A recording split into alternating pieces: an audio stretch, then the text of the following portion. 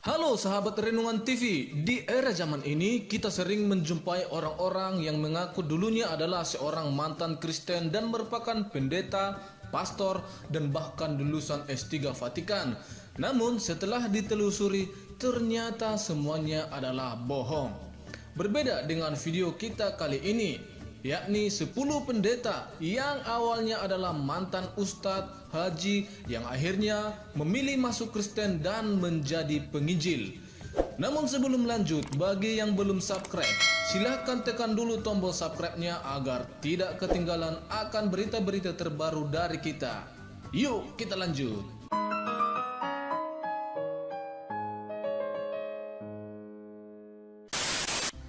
Yang pertama, Yosua Muhammad Yasin.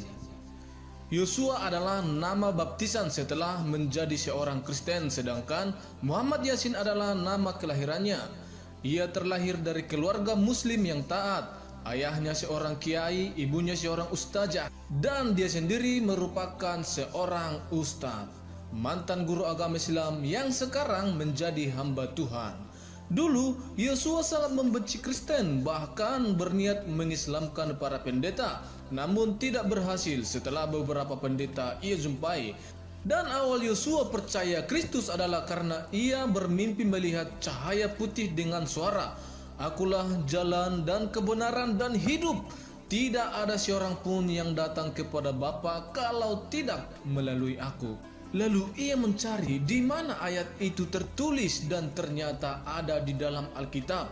Ya, ternyata ayat yang ada di dalam mimpinya itu adalah Injil Yohanes 14 ayat 6. Yosua pun masuk Kristen. Saudaraku yang dikasih dalam Tuhan, sebelum saya menyampaikan firman Tuhan, saya akan perkenalkan terlebih dahulu nama saya. Nama saya Pendeta Yosua Muhammad Yasin. Mungkin saudara heran kenapa kok pendeta ada yang namanya Muhammad Yasin dan pakai kata Yosua. Saudaraku yang dikasih dalam Tuhan, nama Yosua adalah nama baptisan saya ketika saya mengenal Yesus sebagai Tuhan Juru Selamat saya pribadi. Nama saya Yosua. Sebelum saya kenal Tuhan, nama saya Muhammad Yasin. Nama Muhammad Yasin adalah nama yang diberikan orang tua saya, karena keluarga saya keluarga muslim yang taat beragama. Nah, di Yohanes 14 ayat 6 Alkitab mengatakan, "Akulah jalan, kebenaran dan hidup. Tidak ada seorang pun yang datang kepada Bapa kalau tidak melalui aku." Alkitab dengan jelas mengatakan, "Akulah jalan, kebenaran dan hidup." Artinya apa? Keselamatan hanya ada di dalam Yesus Kristus. Di luar Yesus tidak ada keselamatan. 2. Pendeta Muhammad Fatah juga berasal dari keluarga yang taat beragama Islam. Suatu ketika ia didatangi sesosok yang menyerupai Yesus dan tersenyum kepadanya. Ia tidak mengerti apa maksudnya dan akhirnya bertanya kepada seorang pendeta, yang pada akhirnya pendeta itu juga yang membaptis dia. "Pak Pendeta, apa makna semuanya ini? Saya didatangi sesosok yang menyerupai Yesus." Pendeta itu mengatakan, "Kalau kamu seorang pembunuh, biasanya Yesus yang sekarang ini saya sebut dia Tuhan, hanya akan memperlihatkan lambungnya yang kena tombak. Kalau kamu seorang pencuri, dia tidak memperlihatkan wajahnya yang penuh kasih itu, tapi memperlihatkan tangannya yang berlubang." Dan dari situ ia mengambil suatu kesimpulan bagaimana caranya ia bisa diselamatkan dan mendapatkan damai sejahtera dalam hati. Setelah pengalaman itu, ia kemudian menyatakan dirinya sebagai pemeluk agama Kristen, dan tentu saja visi itu adalah sesuatu yang tidak rasional dan tidak bisa dicerna dengan akal pikiran. Muhammad Fatah akhirnya menempuh pendidikan teologi hingga S3 jurusan misiologi. Pengalaman menjadi dosen pada beberapa sekolah tinggi teologi di Jakarta dan di Jawa Timur, juga di Pulau Batam. Perkenalkan diri, nama saya agak panjang, Muhammad Fatah Maryunani. Dengan demikian kita tahu bahwa asal muasal saya bukan orang Kristen tapi orang dari seberang, dari Sungai Ciliwung ya. Sekarang ada di Sungai Yordan. Haleluya. Puji Tuhan. Dulu saya di Sungai Ciliwung. Sekarang saya sudah di seberang Yordan. Dan saya sangat sukacita bertemu dengan Yesus secara pribadi. Saya punya saudara 7 bersaudara. Yang Kristen baru saya sendiri. Semuanya itu haji. Bahkan adik saya adalah ketua persekutuan haji di satu tempat di daerah Jawa Tengah. Saya dari Jawa Tengah. Puji Tuhan.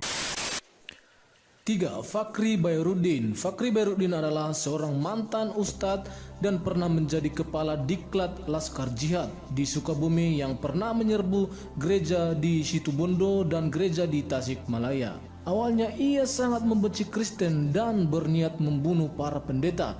Namun pada akhirnya ia terima Yesus karena ia telah diselamatkan ketika ia sakit dan hampir meninggal.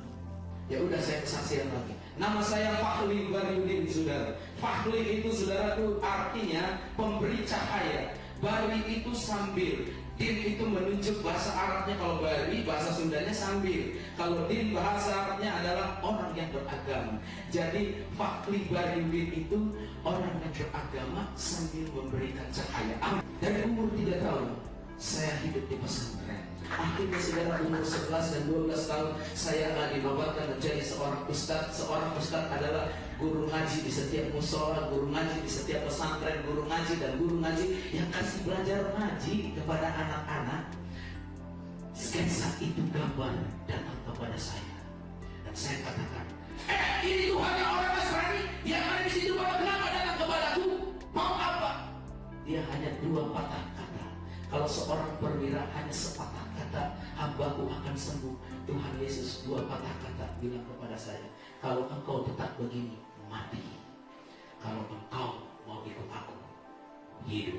Saudara, di dalam keadaan tidak berdaya, mau pilih yang mana? Yang hidup atau mati, saudara? Pasti saudara pilih yang hidup. Begitu saya ngomong pilih yang hidup, berakhir hilang sketsa itu. Saya memanggil nama Isa 3 kali. Dulu kan gak bisa manggil nama Yesus. Isa, Isa, Isa. 5 menit kemudian, saudara, labram diikat sama saya, baca mantra, putus. Rantai, saudara, diikat sama saya, putus dengan mantra. Tali plastik, saudara, digantung sama saya, nggak putus. Udah mantra, udah teringat-ingat sampai pingsan, nggak putus-putus. Kenapa? Mungkin udah karena baca Injil. Berarti hanya baca saja ada kuasanya. Apalagi kita dengar firman, lebih dahsyat iman kita akan bertumbuh. Apalagi kita melakukan firman, lebih dahsyat kuasanya. Amin. Yang keempat, Iksan Palopo. Iksan Palopo mengaku pernah menjadi santri selama 6 tahun, kemudian menjadi ustadz 1 tahun yang sering diminta untuk berdakwah di beberapa tempat. Namun ia tiba-tiba masuk Kristen dengan alasannya seperti video berikut ini. Jadi dalam video ini alasan dia masuk Kristen bahwa ia berjumpa pribadi dengan Tuhan dan ia disuruh baca Alkitab. Kemudian alasan berikutnya adalah karena ia baca Al-Quran. Dengan membaca Al-Quran akhirnya ia bisa kenal dengan Yesus dan memilih menjadi seorang Kristen. Nama saya Iksan Palopo. Saya berasal dari Makassar, dari ujung pandang Sulawesi Selatan, saudara. Dan saya lulusan dari salah satu pondok pesantren yang ada di Jawa Timur. 6 tahun saya dari pondok pesantren tersebut. Saya menimba ilmu tentang keislaman di sana. Saya belajar tentang Islam di sana selama 6 tahun lamanya, saudara. Masa belajar saya 5 tahun saya selesaikan dengan baik. Pada waktu saya 5 tahun di pondok pesantren tersebut, saya mengambil jurusan dakwah Islamiyah. Jadi kalau bahasa gerejanya saya mengambil jurusan misiologi. Sehingga setiap bulan saya harus pergi ke daerah-daerah untuk memberitakan kabar baik, kabar sukacita. 5 tahun saya selesaikan dengan baik, saudara. Lalu 1 tahun saya mengabdi di pondok pesantren tersebut. Saya menjadi ustadz, saya menjadi tim teaching di sana, saudara. Saya menjadi pengajar di sana, saya menjadi dosen di sana, saudara, untuk saya mengajar para santri di pondok pesantren tersebut. Jadi 6 tahun lamanya saya ada di sana. Saya belajar dan saya mengajar di pondok pesantren tersebut, saudara. Orang tua saya haji. Kakak saya yang pertama, dia ketua majelis taklim di Jakarta, sampai saat ini masih aktif. Kakak saya nomor 2, dia juga dari pondok pesantren. Adik saya yang di bawah saya, dia juga dari pondok pesantren. Jadi keluarga kami adalah keluarga pondok pesantren, keluarga yang Islamik, yang sakinah. Ada 2 hal yang menjadikan saya jadi orang Kristen, saudara. Yang pertama, saya jadi orang Kristen itu karena saya mengalami perjumpaan pribadi dengan Tuhan. Jadi pada waktu saya sholat tahajud, Tuhan sendiri yang datang kepada saya, saudara, dan saya disuruh untuk membaca Al-Quran. disuruh untuk membaca Alkitab maksudnya. Dia bilang baca Alkitab, baca Alkitab, baca Alkitab. 2 kali saya didatengin oleh sosok pribadi itu, saudara. Lalu saya yang kedua, kenapa saya jadi orang Kristen? Saya jadi orang Kristen karena saya membaca Al-Quran. Justru karena baca Al-Quran lah di situ saya mengenal siapa itu Kristus. Justru karena saya baca Al-Quran lah di situ saya mengenal siapa itu Isa Al-Masih. Justru karena saya baca Al-Quran lah di situ saya mengenal Tuhan yang benar itu yang mana. Yesus bilang apa? Akulah pintu. Makanya dia berani mengatakan akulah jalan, akulah kebenaran, akulah kehidupan. Tidak ada orang yang sampai kepada surga tanpa melalui aku. Pintu adalah Kristus. Yang kelima, ada Paulus, Abraham, Moses. Tentunya sudah hampir semua kenal dengan bapak ini kan? Namanya dulu adalah Saifuddin Ibrahim, namun berganti nama menjadi Paulus Abraham Moses setelah masuk Kristen. Pernah masuk penjara. Ya, pada tahun 2017 yang lalu, ia ditangkap atas laporan dugaan penghinaan Islam dan Al-Quran dalam akun media sosialnya. Saifuddin Ibrahim cukup terkenal di media sosial sebagai mantan penganut Islam yang kemudian menjadi pendeta. Menjalani vonis penjara selama 1 tahun 4 bulan dengan masa hukuman 2 tahun, Saifuddin mengatakan bahwa ia ketika di penjara banyak membawa jiwa-jiwa mengenal Kristus dan Roh Kudus membuat mereka menerima Kristus sebagai Tuhan dan Juru Selamat serta bertobat. Hanya 7 bulan istri saya tinggal di rumah ini, dia bawa kabur 3 anak saya. Dan betapa sedihnya. Betapa sedihnya ditinggal oleh istri. Tetapi 2 tahun kemudian istri saya terima Yesus. Tinggal 3 anak saya yang belum bertobat.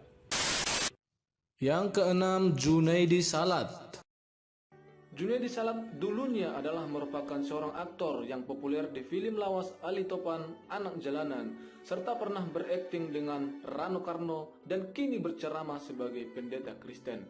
Namun sebelum menjadi seorang pendeta, ia dulunya adalah seorang Muslim.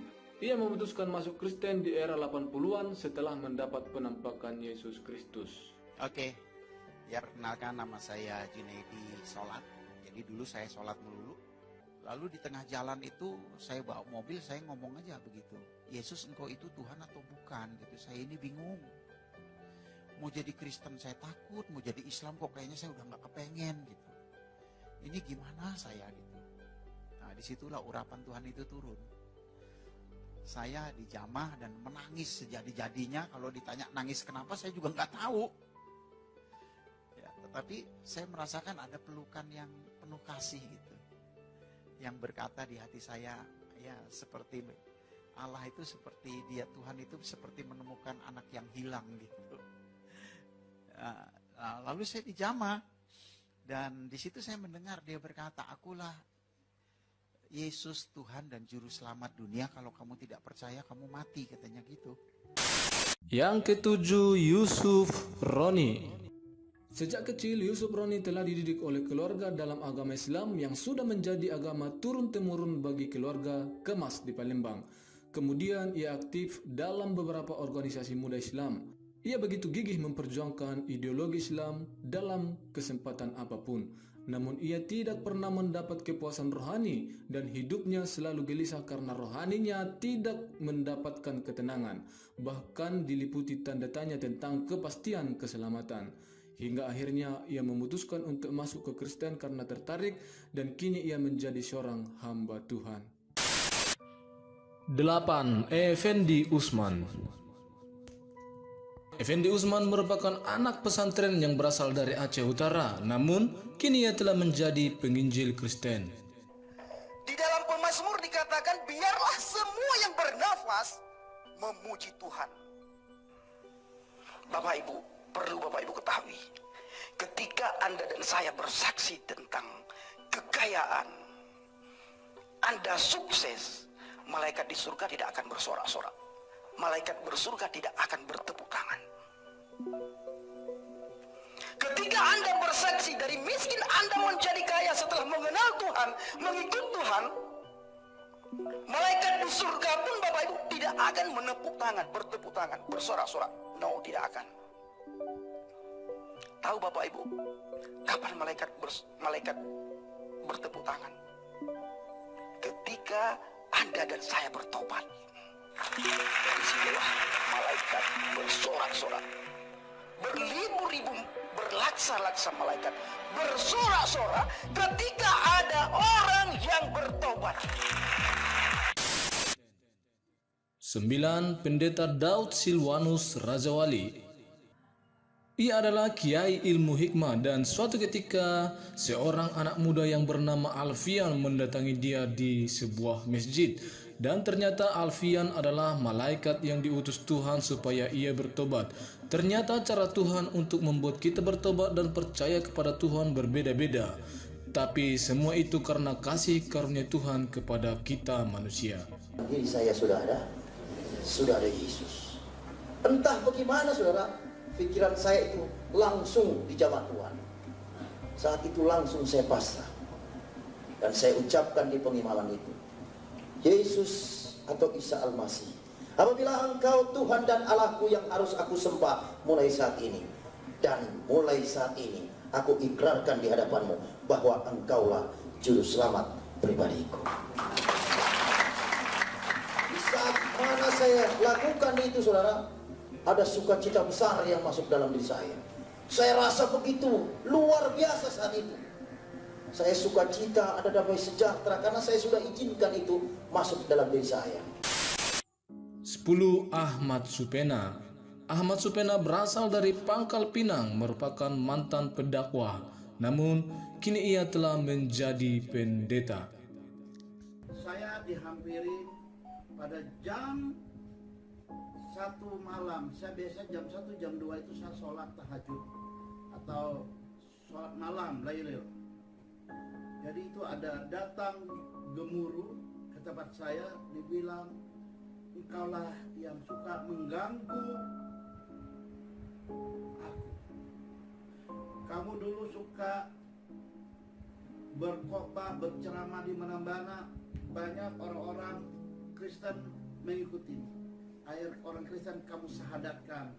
Sebelum disahadatkan, disunat, setelah disunat dimandiin wajib, dibersih dengan 5 jenis tanah-tanah atau tanah liat yang untuk disertu, 7 air yang harus dibersih di dalam di mana mereka yang bernajis, ya. Hanya tidak pakai bunga-bunga. Nah itu biasa ada istiadat zaman dulu. Itu saudara-saudaraku. Nah itu merasa berdosa dan akhir saya tidak tahu siapa yang menghampiri saya di tengah malam itu. Beliau dengan badan yang santun, yang sopan dibilang, Salam Ahmad Supena Haji, kamu telah aku ampunin segala dosa. Saya air jatuh, habis itu terjatuh, itulah saya hilang kendali, hilang dari pembicaraan itu. Banyak hal yang dibicarakan selama berapa detik karena kita dalam keadaan tidur, saudara-saudara. Ya itu Pak Pendeta Simon Ibrahim, itulah perkenalan pertama.